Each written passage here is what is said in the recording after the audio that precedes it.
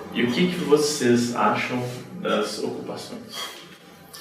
Eu tive a oportunidade de visitar muitas ocupações dos secundaristas, nas escolas estaduais, inclusive de regiões muito periféricas, como em Betim, também em Contagem, região de Venda Nova.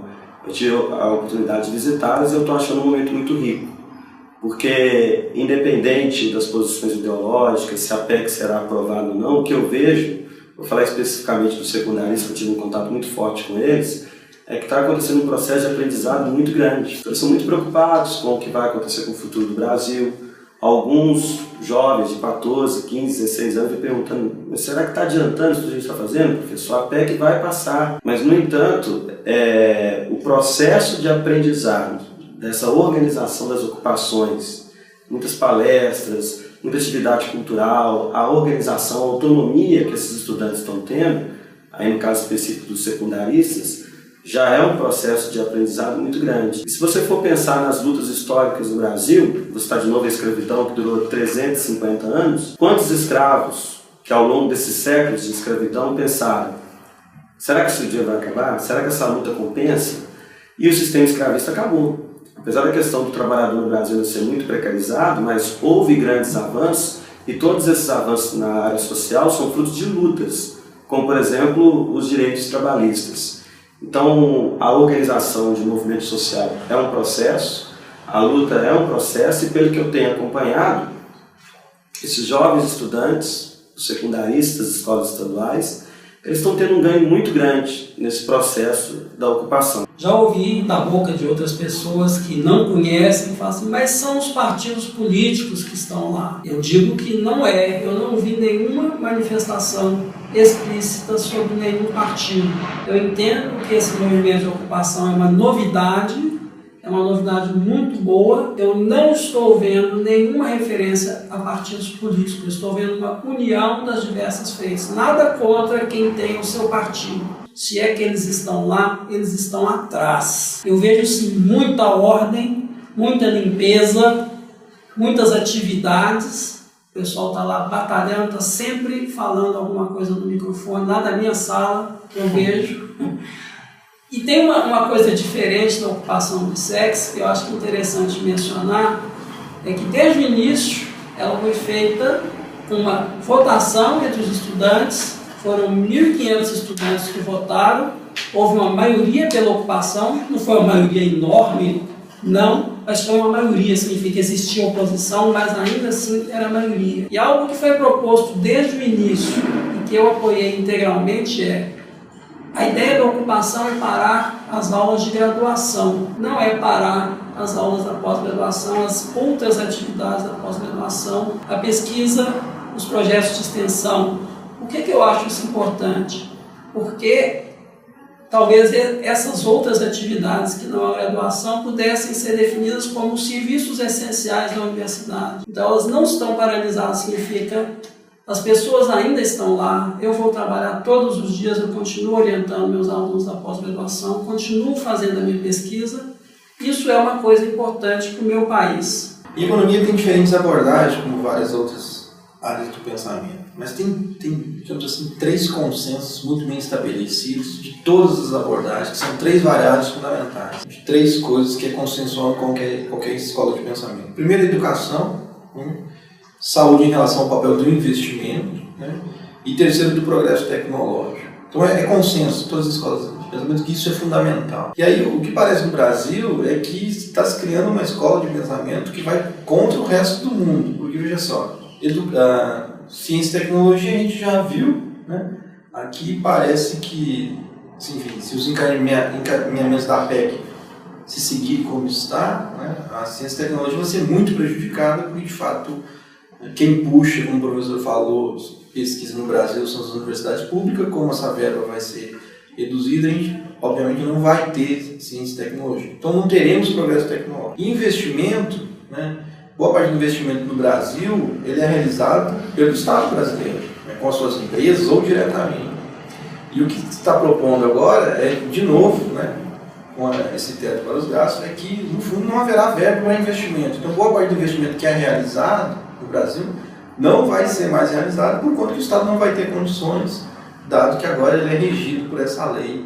E o terceiro é a educação, né? Se fala muito mal da educação, se fala que os gastos que o Brasil faz com a educação, eles já são os maiores do mundo, ou está no percentil superior do mundo, e que o Brasil não tem um sistema educacional com qualidade, com eficiência, essas coisas que a gente conhece. Mas aí quando você tem experiências de aprendizado, como são as ocupações, e para quem convive nas ocupações sabe que isso está muito além, né, da sala de aula, do livro-texto, isso, né, dá uma convivência social, dá um projeto de nação que nasce como secundarista, mas enfim, que nós estamos discutindo aqui na universidade. As pessoas são críticas dessa nova forma de educação que vem com as ocupações. Eu acho que é uma falta de entendimento do que é as ocupações e inclusive patrocinado por alguns segmentos, né, do Estado. Recentemente, o que se observou enfim, algum discurso oficial que dizia de que os alunos não leem o texto base da PEC, os alunos não discutem o que está acontecendo, quando na verdade os relatos que eu tenho acompanhado das ocupações que eu visitei, é uma agenda intensa de uma programação cultural, uma programação de discussão sobre os problemas sociais, de futuro, né, de respeito ao próximo. Então são coisas que vão além da sala de aula do livro-texto. Então é uma forma nova de você educar os jovens ou de debater o futuro, mas que é simplesmente criticado. Então se critica tudo, se critica a falta de investimento, mas ao mesmo tempo se limita a capacidade do Estado de investir, portanto o investimento vai continuar caindo. Se critica o sistema educacional, mas quando você tem novas abordagens, que é um aprendizado, é novo, a gente não sabe exatamente, né, tudo que está implícito nisso. Aí se critica isso, né? Ciência e tecnologia, se critica as universidades, porque a gente não é o MIT, não é sistemas consolidados de pesquisa mundial, mas corta-se verba.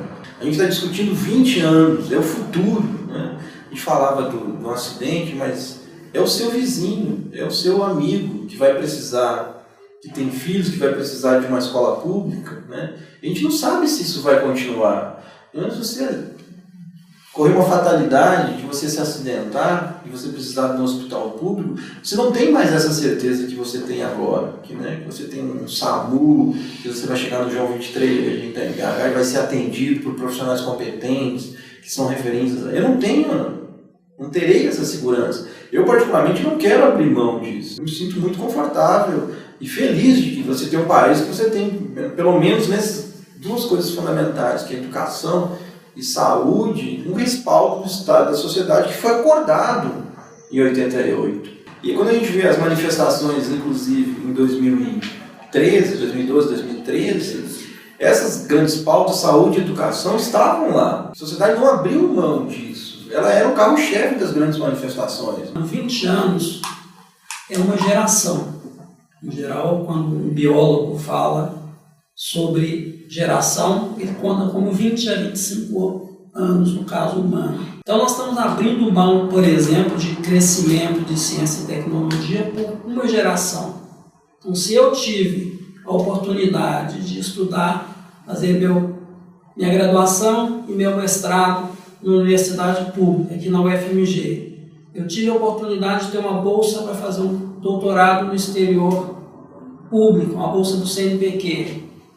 Mais adiante na minha carreira, eu tive também uma bolsa de pós-doutorado pelo mesmo CNPq, pública. Eu não sei se meus filhos terão essas mesmas universidades, porque eles vão precisar dessas oportunidades nesse período de 20 anos. Eu tenho um filho que está quase terminando o ensino médio.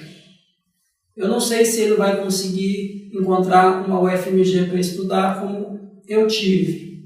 O meu filho mais novo, esse então, não sei o que vai acontecer com ele. Mas 20 anos é uma geração, e do ponto de vista de ciência e tecnologia, no meu caso, por exemplo, eu fui preparado para ser o que eu sou hoje, no investimento que ocorreu cerca de 20 anos atrás. Então nós vamos perder, possivelmente, uma geração de cientistas. É necessário que a gente pense cada vez mais enquanto nação, e não apenas enquanto indivíduos. Porque se o outro vive numa condição melhor, isso é bom para mim também. O problema é que com o avanço do sistema capitalista, o individualismo se torna muito grande e as pessoas cada vez mais preocupadas com questões materiais e deixando a questão humana de lado. E também, essa questão da Constituição de 88 é muito importante, porque talvez a gente está vivendo, como disse o Fabrício, uma quebra de contrato.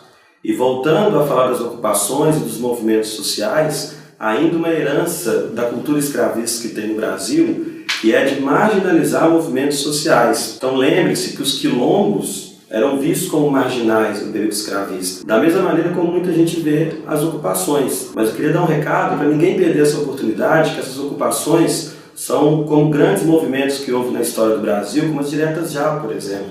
Então vale a pena visitar, vale a pena entender, mesmo seja contra, mas ir para o debate e participar de um momento que é muito importante para a história do Brasil e que a gente não pode deixar de discutir, não pode deixar de se manifestar. É um dever do cidadão também se envolver nas questões de Estado e nas questões de nação. Leiam, estudam, reflitam sobre isso, não se deixem convencer a ideia de que existe algo científico e técnico. Reflitam sobre isso e pensam o que vocês querem de futuro, né? E aí depois você toma a sua posição em relação à PEC ou, enfim, ao governo, às novas propostas. Se a gente imaginar daqui 20 anos, né, professor? Se vocês gostariam de ter uma BH, especificamente falando aqui de Minas, né? Uma BH sem o protagonismo da UFMG, Belo Horizonte daqui 20 anos, sem ter essa universidade, esse campo de inclusão, né, de reflexão, de protagonismo. A UFMG vem crescendo, vem se expandindo, é uma das melhores universidades do Brasil e do mundo, está internacionalizando, um processo de expansão, e aí se vê, né, nesse imediato, com todo esse processo abortado. Então, se é isso, né, em geral, que a sociedade vai escolher para os próximos 20 anos, vamos debater e vamos, né, enfim, se for a maioria escolher isso, então a gente aceita e, enfim, pensa alternativas de continuar fazendo outras coisas.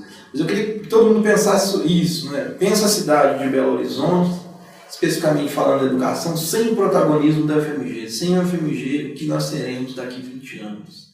É um pouco isso que eu queria deixar.